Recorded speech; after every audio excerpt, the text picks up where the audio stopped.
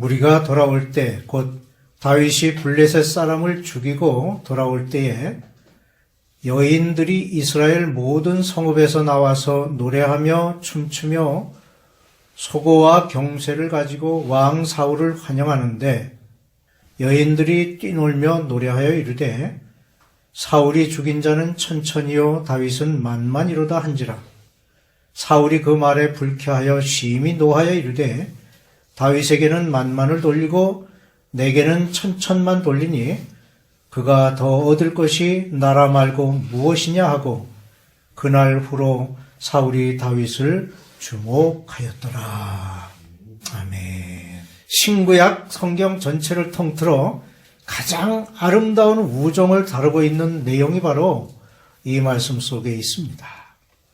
블레셋 군대와 엘라 골짜기에서 40일 동안 대치하고 있다가 일격에 적군 장수를 쓰러뜨린 다윗과 골리앗의 싸움은 그 전쟁에 참여한 모든 군사들에게는 잊지 못할 인상을 남긴 전쟁이었을 것입니다.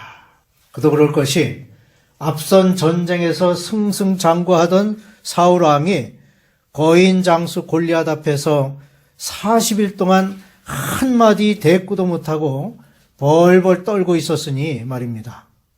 그런 상황에서 다윗의 쾌거는 군사들뿐만 아니라 사울 왕에게는 너무나 고맙고 마른 땅에 단비가 내린 것 같은 기분이었을 것입니다. 그런데 문제는 전쟁을 끝내고 돌아오는 중에 있었던 도성의 분위기가 사울 왕에게는 시기심으로 다가왔다는 것입니다. 즉 여인들이 뛰놀며 노래하는 내용이 사울이 죽인 자는 천천히요 다윗은 만만이라는 것입니다. 본문은 사울의 마음을 이렇게 표현합니다. 사울이 그 말에 불쾌하여 심히 노하여 이르되 다윗에게는 만만을 돌리고 내게는 천천을 돌리니 그가 더 얻을 것이 나라 말고 무엇이냐 하는 것이었습니다.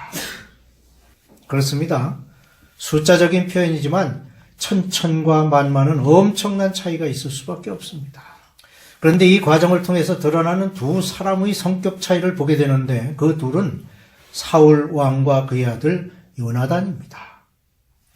먼저 요나단은 싸움을 승리로 이끈 다윗에 대해 우정의 마음으로 대했습니다. 1절에는 요나단의 마음이 다윗의 마음과 하나가 되어 그를 자기 생명같이 사랑하니라고 표현하고 있습니다. 생명같이 사랑한다는 말은 자기의 생명을 걸고 사랑한다는 표현입니다.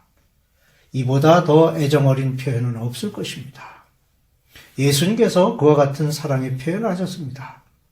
사람이 친구를 위하여 자기 목숨을 버리면 이보다 더 큰 사랑이 없나니, 이 말씀을 하신 예수님은 친히 우리의 친구가 되셔서 우리를 위해 십자가에 달려 죽으심으로 사랑을 확증해 보이셨습니다. 그런데 오늘 본문에 나오는 초기 왕국 시대의 요나단은 다윗을 사랑하기를 자기 생명같이 사랑했다고 했습니다. 우선 그의 사랑은 진실했습니다. 요나단이 그를 자기 생명같이 사랑하니라 하는 1절의 표현은 이해관계를 초월한 진실한 사랑을 담고 있습니다. 즉 요나단은 다윗과 그의 모든 것을 위해 자신의 생명을 귀히 여기는 것 같이 사랑한 것입니다. 대부분의 경우 이기적이기 쉬운데 요나단은 그렇지 않았습니다. 사도 바울은 빌립보서 3장 8절에서 또한 모든 것을 해로 여김은 내 주 그리스도 예수를 아는 지식이 가장 고상하기 때문이라고 고백하고 있습니다. 그리스도를 알므로 얻어지는 이익이 자신이 얻을 수 있는 모든 이익보다 크다는 생각을 하지 않는다면 어떻게 우리가 그리스도를 사랑한다고 말할 수 있겠습니까? 그래서 바울은 이제 내게 사는 것이 그리스도니 죽는 것도 유익함이라는 말로써 그가 그리스도를 그렇게 사랑했음을 잘 나타내고 있습니다. 요나단의 진실한 사랑은 매우 당연한 것이었습니다. 다윗에게는 요나단으로부터 그런 우정을 이끌어낼 수 있는 여러 가지 매력이 있었습니다. 5절에 다윗은 사울이 보내는 곳마다 가서 지혜롭게 행하매라고 했고 14절에는 다윗이 그의 모든 일을 지혜롭게 행하니라 여호와께서 그와 함께 계시니라는 표현이 있듯이 다윗은 지혜롭게 행했고 요나단에게는 그가 대하는 모든 사람 가운데 가장 아름다워 보였을 것입니다. 무엇보다 요나단이 가진 사랑의 힘은 그가 다윗을 하나님의 기름 부은 자요 앞으로 이스라엘의 왕이 될 것을 알았다는 사실에 있습니다. 그래서 그가 진실한 마음으로 하나님이 사랑하는 자에게 아낌없이 애정을 쏟은 것은 너무나 당연한 것이었습니다. 다음으로 요나단의 사랑은 자기를 희생하는 것이었습니다. 4절에 요나단이 자기의 입었던 겉옷을 벗어 다윗에게 주므로 라는 표현과 같이 사랑을 표현하는데 거리낌이 없었습니다. 고린도전서 13장에서 사랑은 무례히 행치 아니하며 자기의 유익을 굳이 아니하며 라고 했습니다. 진정한 사랑은 희생이 느껴질 때까지 주는 것입니다. 그리스도의 사랑이 바로 그런 희생의 사랑이었습니다. 주님은 우리의 가난함을 인하여 부유하게 되도록 우리를 위해 자신을 희생하시고 아무 명성도 얻지 않으셨습니다. 이와 같이 요나단 또한 떼어놓을 수 없는 사랑을 보였습니다. 3절에 요나단은 다윗을 자기 생명같이 사랑하여 더불어 언약을 맺었다고 했습니다. 참된 사랑은 가까운 결합을 맺지 않을 수 없습니다. 주님의 사랑이 그러했습니다. 그리스도의 사랑은 우리를 그 어떤 세력에서도 그의 사랑에서 떼어놓을 수 없다고 했습니다. 내가 확신하노니 사망이나 생명이나 천사들이나 권세자들이나 현재일이나 장래일이나 능력이나 높음이나 깊음이나 다른 어떤 피조물이라도 우리를 우리 주 그리스도 예수 안에 있는 하나님의 사랑에서 끊을 수 없으리라.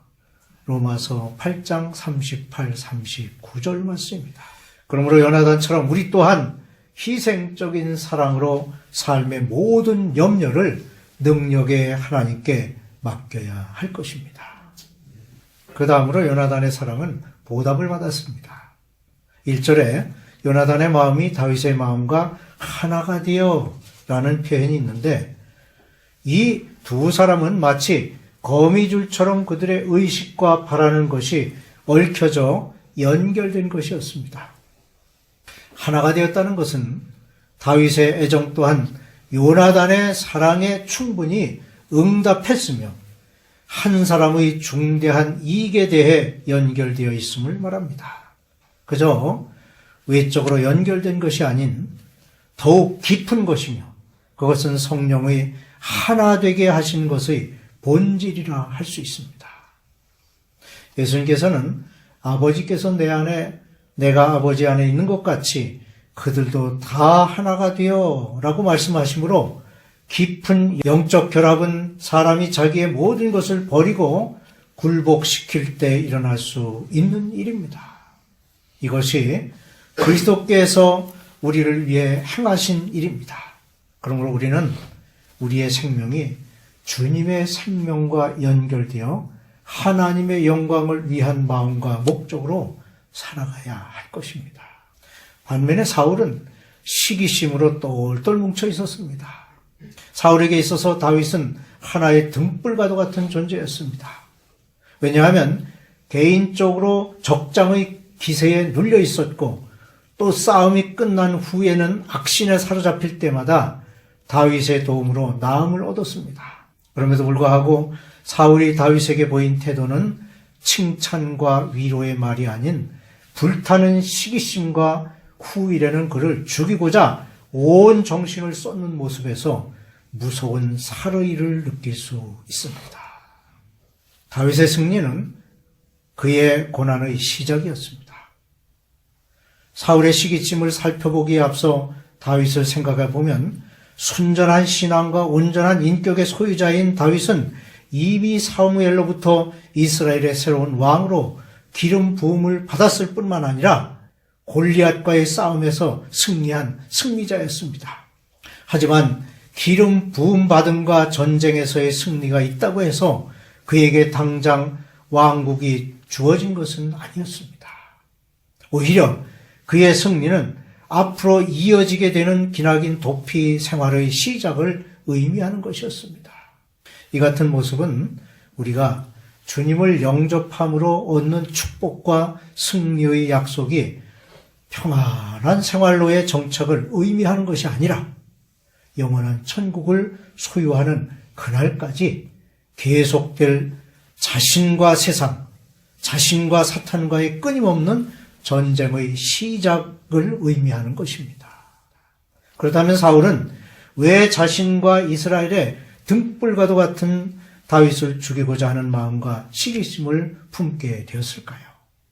우선 여인들의 찬양이 있었습니다. 여인들의 찬양은 훌륭한 것이었고 적절한 표현이었습니다. 찬양의 주제를 정확하게 파악한 벅찬 즐거움의 노래였습니다. 그런데 그들의 노래에 한 가지 문제가 있었습니다. 그것은 당사자인 사울과 다윗 앞에서 사울은 천천히요, 다윗은 만만이라고 비교했다는 점입니다. 이러한 비교가 바로 사울로 하여금 다윗에 대한 시기심을 느끼도록 하는 결정적인 원인이 되었던 것입니다. 비교하는 것은 매우 위험한 일입니다. 사람과 사람을 맞대놓고 비교하지 말아야 합니다. 왜냐하면 그것이 한 사람은 교만으로 다른 한 사람은 시기심과 좌절로 빠뜨리는 결정적인 계기가 될 수 있기 때문입니다.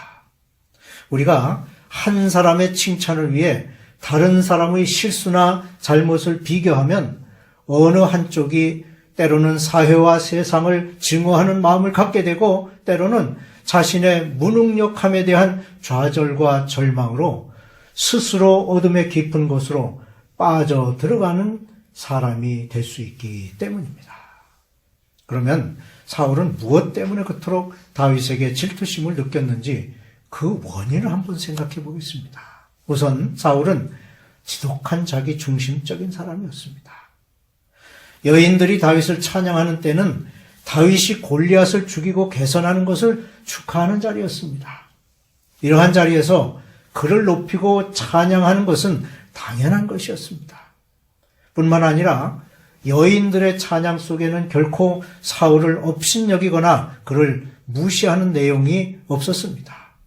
단지 다윗을 칭송하는 자리였기에 칭송하는 노래를 부른 것입니다. 그런데 이러한 상황을 사울은 이해하지 못했고 그로 인해 심한 질투심을 갖게 된 것입니다. 이러한 사울의 질투심은 모든 찬양과 상황이 자신에게만 맞추어져야 한다는 자기 중심에서 비롯된 것입니다. 이렇듯 모든 상황이 자기와 연관되어야 하며 자기만을 위한 것이어야 하고 자기에게만 초점이 맞추어져야 한다는 자기 본의, 자기 중심주의는 다른 사람에게 마땅히 돌려주어야 할 것까지 자기의 것으로 삼고 싶어하는 욕심이 생기게 되고 그것이 생기게 되지 않을 때에는 타인에게 일어나는 상황을 못마땅하게 여기다가 급기야는 배합하는 시기심을 갖게 되는 것입니다. 다음으로 사울은 지극히 교만한 자였습니다. 사울은 어린 다윗이 자기보다 더 큰 칭송과 영광을 받는 것으로 인해 시기하였습니다.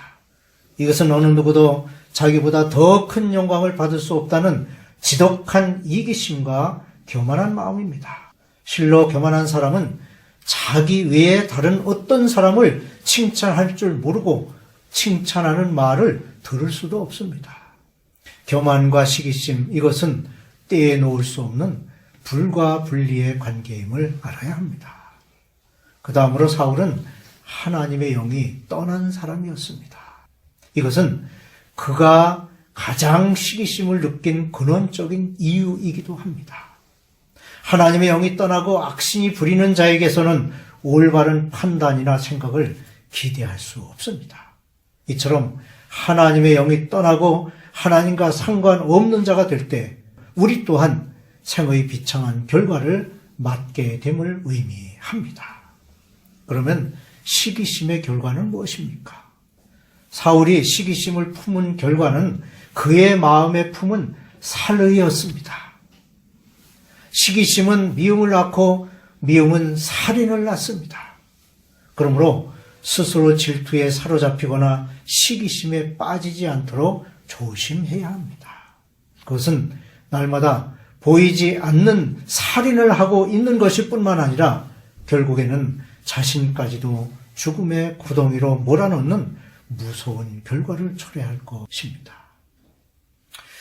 사울의 아름답고 순진한 생애가 그토록 빨리 이기적이며 하나님의 이름을 더럽히는 생애로 변하고 타락하리라고는 생각지 못했습니다. 그는 영으로 시작해서 육신으로 끝난 사람입니다. 타락하는 대부분의 경우처럼 그의 타락의 원인은 하나님의 뜻을 외면했기 때문입니다. 믿음의 길에서 벗어난 한 걸음은 파멸의 결과로 이끌기에 충분한 것입니다. 사울은 하나님의 기름 부음받은 자로서 처음에는 겸손한 길을 걸었지만 질투와 시기심으로 채워지게 될 때 하나님의 기름 부음받은 자인 다윗에게 대해 노골적으로 적개심을 가졌습니다. 악한 영에 사로잡힌 자는 하나님의 방패의 두꺼운 판에 자신의 머리를 받쳐 쓰러지게 될 것입니다. 사울왕이 바로 그 길을 갔고 그의 길은 자신뿐만 아니라 그의 온 가족이 파멸되는 결과를 낳았습니다. 그런 가운데서도 그의 아들 요나단은 올바른 마음을 가졌고 하나님의 뜻을 이루어가는 일에 우정으로 좋은 협조자가 되었습니다. 무엇보다 자기 생명같이 사랑하는 사랑의 본을 보인 사람입니다. 그런 사랑을 우리 또한 품고 하나님의 사랑을 전하는 신앙의 길을 가는 성도가 되시기를 주님의 이름으로 축원합니다.